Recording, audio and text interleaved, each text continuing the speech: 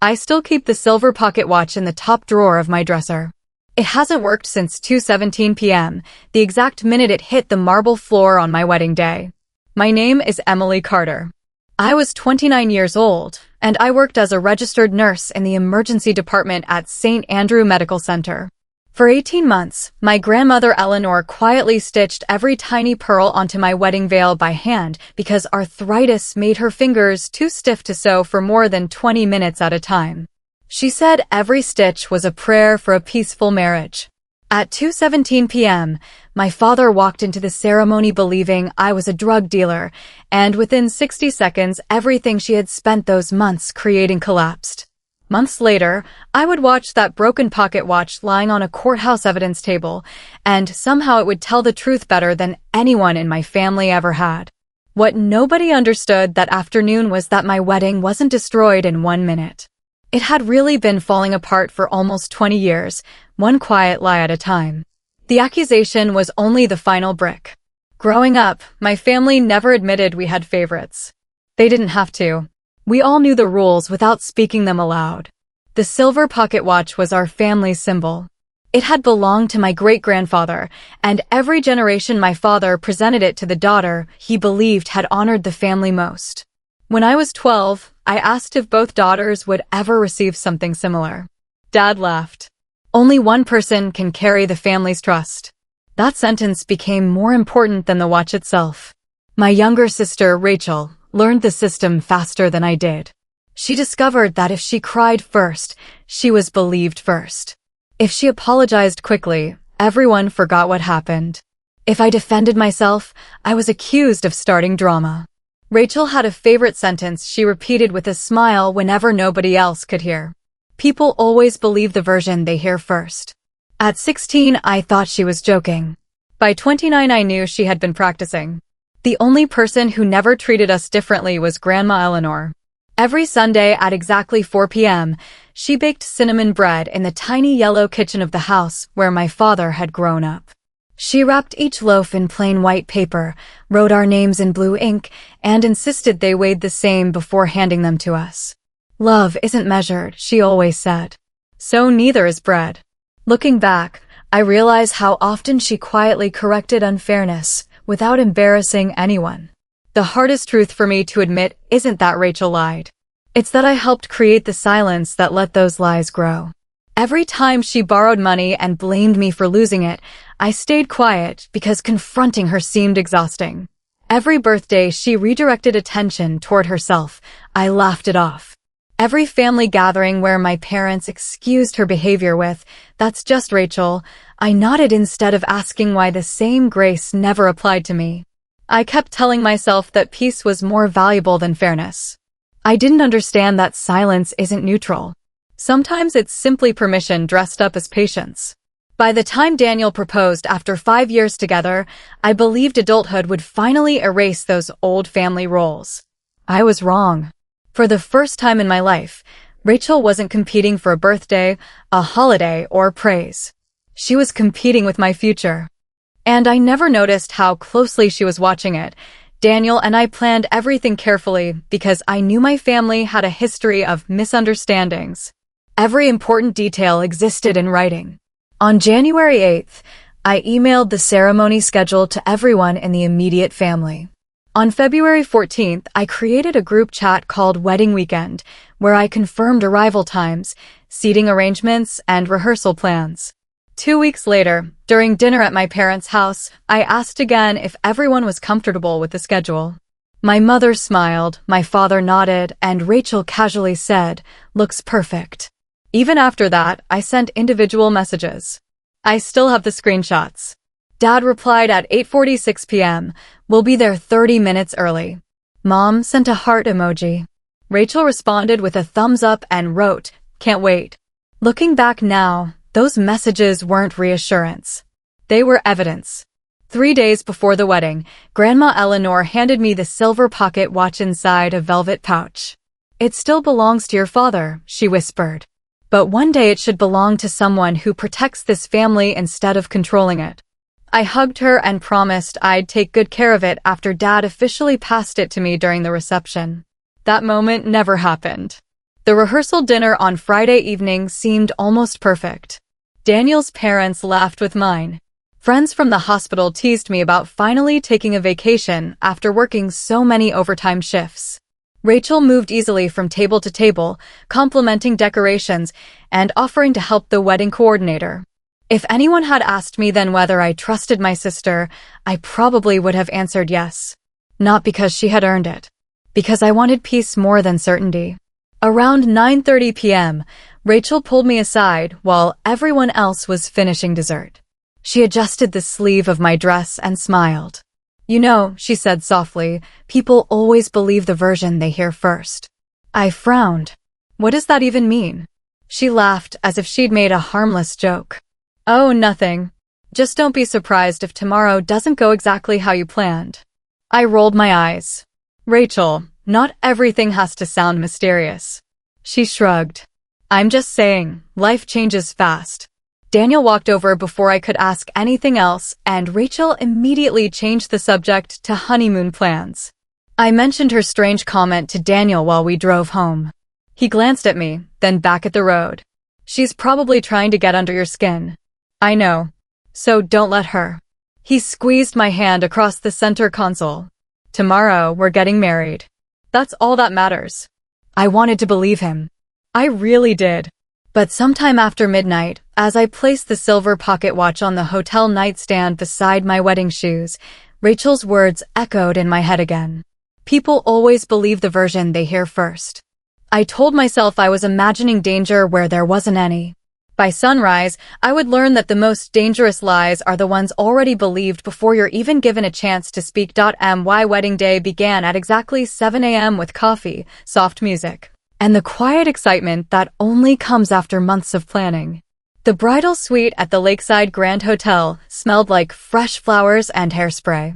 My bridesmaids laughed while the makeup artist worked through her schedule with military precision. Grandma Eleanor sat near the window, carefully smoothing my veil with both hands, as if every wrinkle she removed could protect me from whatever the future held. At 11:42 a.m., my phone vibrated. The screen showed my cousin Megan's name. I almost ignored it because she knew I was getting ready, but something made me answer. The moment I said hello, I heard panic instead of celebration. "Emily, where are your parents?" "They're supposed to be on their way." "Why?" There was a pause that lasted maybe 3 seconds. "They're at home with Rachel." My stomach tightened. "What happened?" Megan lowered her voice. "Rachel told Uncle Robert and Aunt Linda you've been paying for the wedding by selling drugs through someone from the hospital." For a second, I honestly thought I had misunderstood her. "What?" "She says she found proof." I looked around the room. White roses covered the tables.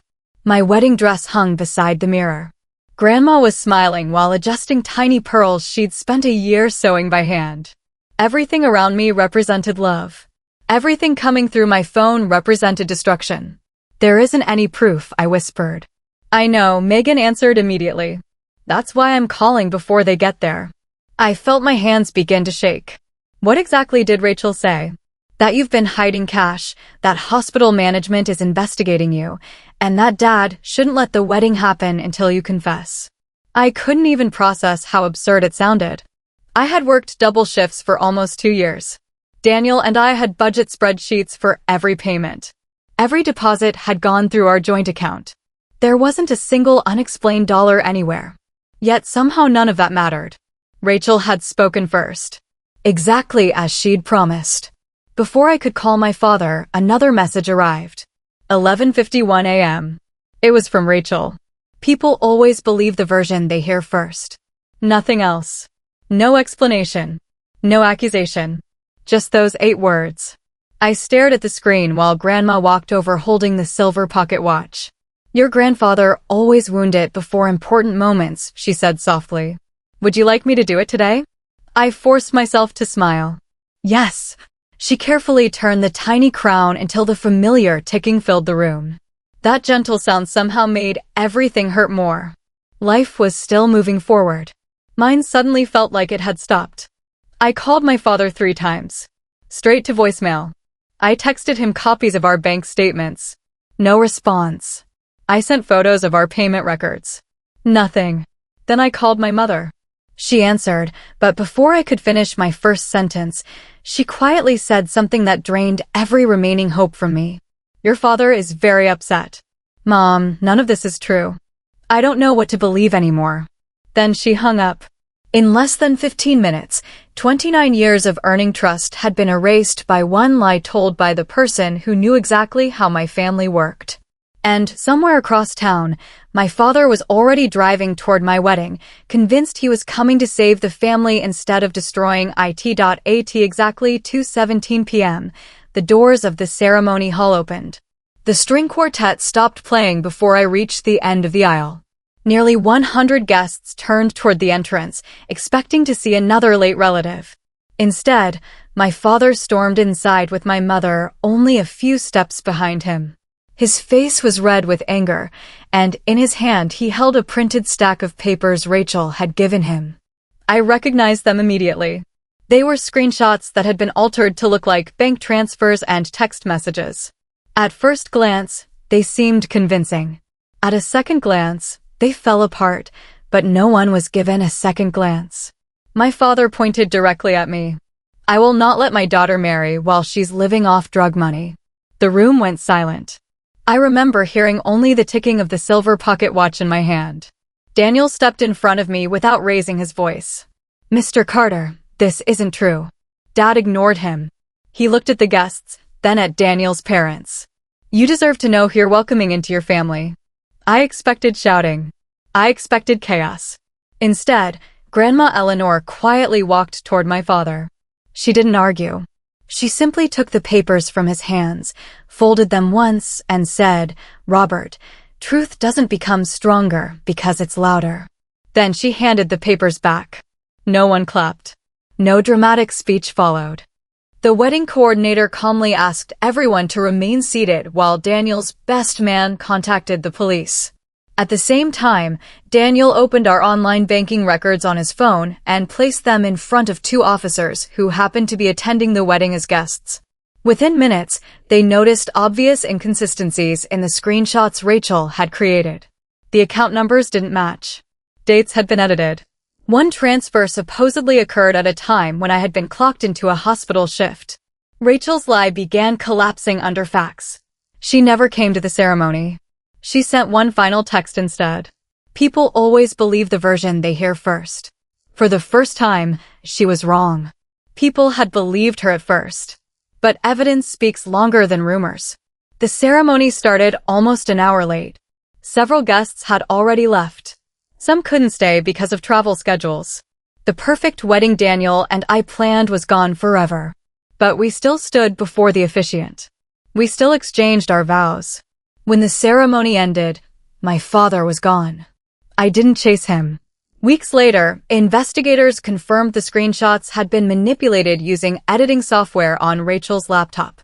My parents finally learned the truth, though the apology came long after the damage had settled into everyone's memory. The deepest conversation between my father and Grandma happened privately one evening. I never asked what was said. I only noticed that afterward, he cried more easily and spoke far less. 6 months later, Dad came to our house carrying a small velvet pouch. Without a speech, he placed the silver pocket watch on our kitchen table. It still showed 2:17 p.m. I don't deserve to ask for forgiveness, he said.